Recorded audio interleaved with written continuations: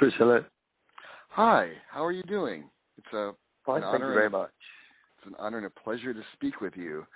And Thank you. I hope you had a good day, actually. Good day, yeah. I took a travel out. I hired a car and just went out to the country to drive. And that was nice.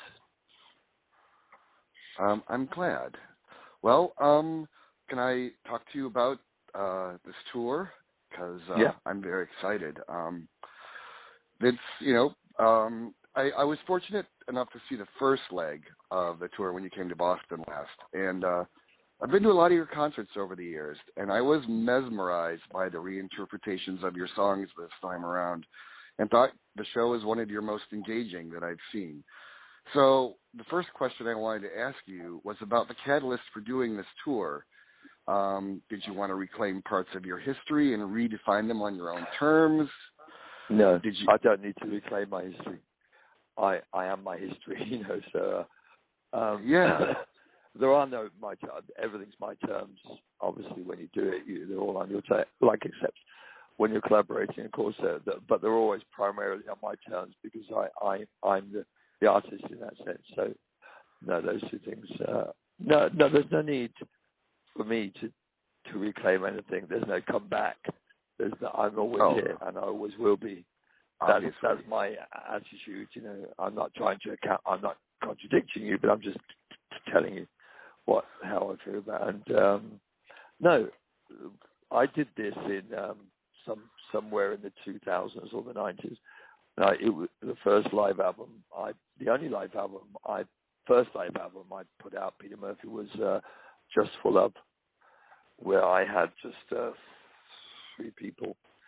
But now I wanted to. This was after Lion, and this is a tour that's between album cycles and with no press, no label. Well, now I've got a label, but so I did.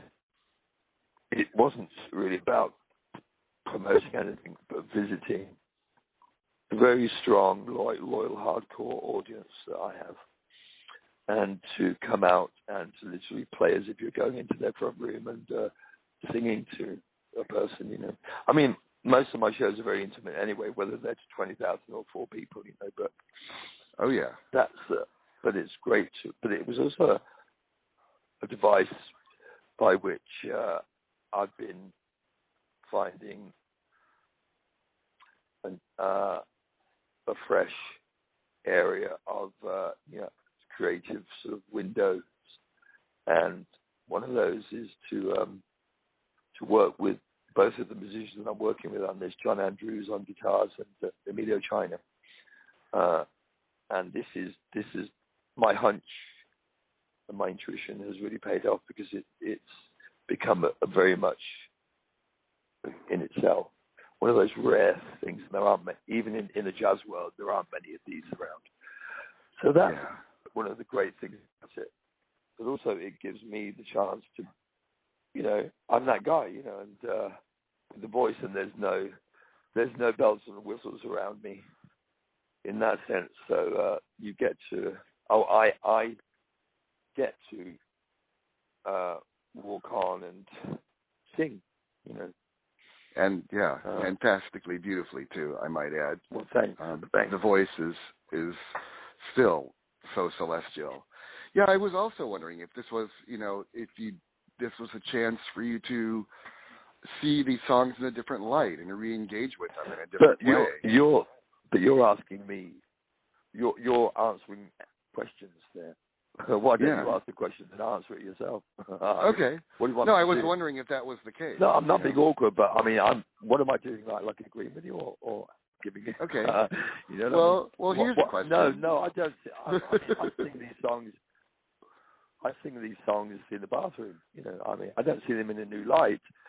Every time, every song and every show and every song played live is a new version of that song, and every show is completely new. It can't be a repetition, otherwise you become Guns N' Roses or U2, or Nine Inch Nails.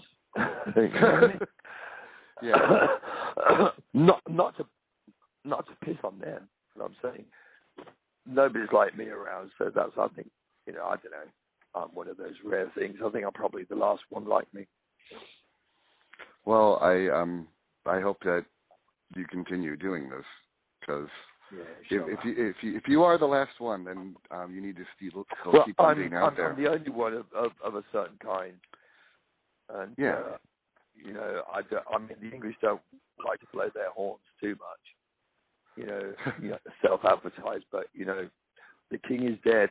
Long live the king, if you know what I mean. Oh yeah, yes. So now, what is your favorite song that you've been playing these days? They change, but not really. I mean, all of them in different ways, but there has been some great highlights. I mean, I don't want to give away the set too much, because there are killer shots in there which nobody knows are coming. So, okay.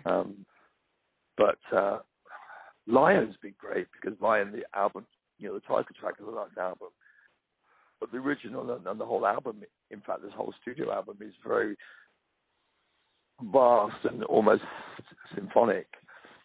And to play a song like Lion, which, if you listen to the album version, is absolutely massive and incredibly beautiful, but to spike it down to bare boned, that's really what it's almost like bigger when it's smaller, so that's really something. So that's one of the great things you can do by and it also proves that a song is a song if you can play it with one. I'm going to plan, hopefully one day, to go out and just come out and be alone on stage with nothing around me and just sing. But if a song works like that, it's a song, Yeah. Yes. So you live in Istanbul, right? Yeah. And there's so much history and life there. Yeah. Do you have places that are special to you, like sacred places that you go for inspiration? Yes. Oh, not inspiration. I mean, the most sacred place is in the seat of man, in yourself. Yeah. So there's a lovely Sufi Turkish saying, man is contained within the universes, and yet the universes are contained within man. That's nice, isn't it? But there is a very special place, and I've got a lover, and if I told you his name, it would ruin the relationship. But that doesn't mean there's a homosexual love affair. It's a very special place that I go to, on the outer world, and that's in Ankara, outside of Ankara. Lovely. That sounds beautiful. And I know you've lived there for a long time. And how has that played a role in shaping how you write your music, as opposed to, say, being in London or in the States? Well, I think, whatever? Musically speaking, nothing affects that, because I don't know how to write music. So I've got that wonderful advantage of not being influenced by anything or able to copy anything. So what comes out is, by default, either for good or bad, kind of unique. But lyrically, I found that what I was writing from day one, songs like That Field, Forgotten in an Alcove, were very implicitly, esoterically, but yet very cool, cool, accessible songs. And it's only my introduction into the Turkish culture, or more specifically the Islamic culture, the mystical Islamic culture, has really just enhanced and kind of informed me about what I write being very cool, So that's beautiful. Well, I hope so. Yes. So, can you tell me about the transition from, say, the provocative, more theatrical elements of your music early in your career to what one might see as the more spiritual and mystical side of your later work? No, the spiritual and mystical would... No. See, something wrong there. The spiritual and mystical were there from the first moment I started writing. Listen to the songs, God in an Alcove, In the Field. Yeah. Mask. And the provocative stuff is always there. I'm like subversive subversive, ongoing kind of the only icon left who's never done this.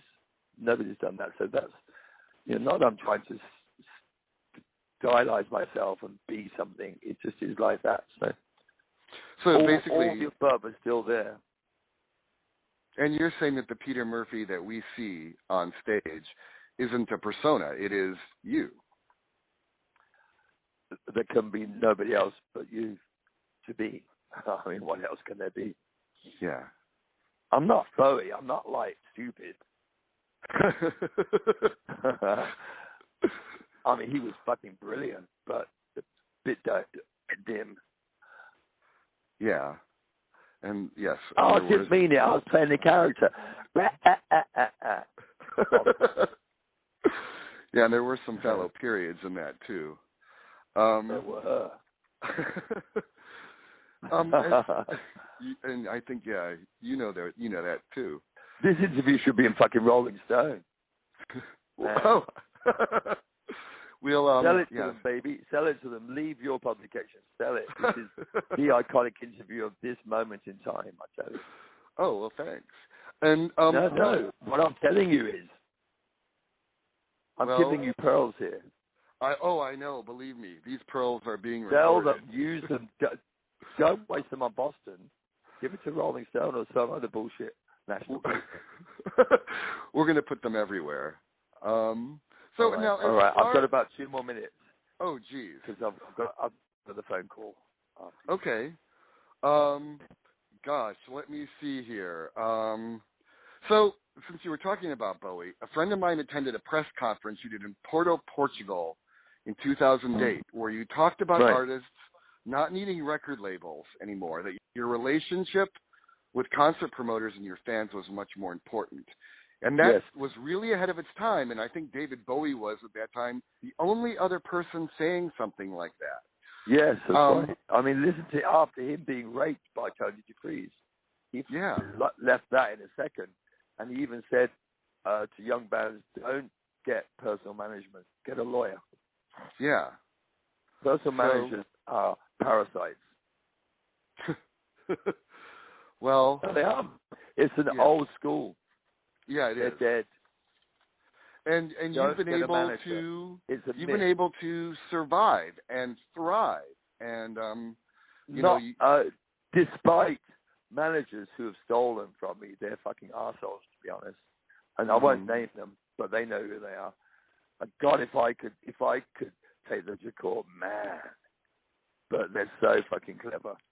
And then the statute of limitation runs out once you turn around and see what they've done, and then you're fucked. But anyway, that might happen soon as well. Yeah. But Nasa, that's not the point. The point is to kids, you have the power, you have the audience, you have the Facebook, you are the press, you everything. Build your own team. Your music is yours. Don't let anybody take it from you. And you make your own money. Don't let some arsehole make. Tell them that they're making money, and they're not. They're losing you money. Yes. So if I could ask you one more question, because I know you have to go. What are you listening to these days? Is there an artist or a band that excites you? Right now.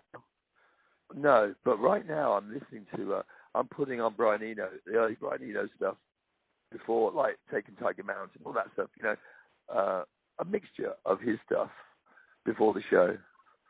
Oh, lovely. Yeah. Also, I should tell you, I recorded that first tour at the New York show, and I've got an album coming out of this tour called Barefoot and Sacred. Oh. And that's a recording of this show. One show in May, I think it was, in New York. And that's going to come out in the new year on Metropolis Records. So I did get a label, but on my terms. Fantastic. I was going to ask you if there was a new album coming, and there is a new studio album in my, but I wanted to. This is going to be put out in the meantime. Fantastic. Well, listen, I want to thank you so much for your time, and you're welcome. I'm going to be at your show tomorrow, and I'm so looking forward to seeing it. And thank you so much. You're welcome. You're welcome.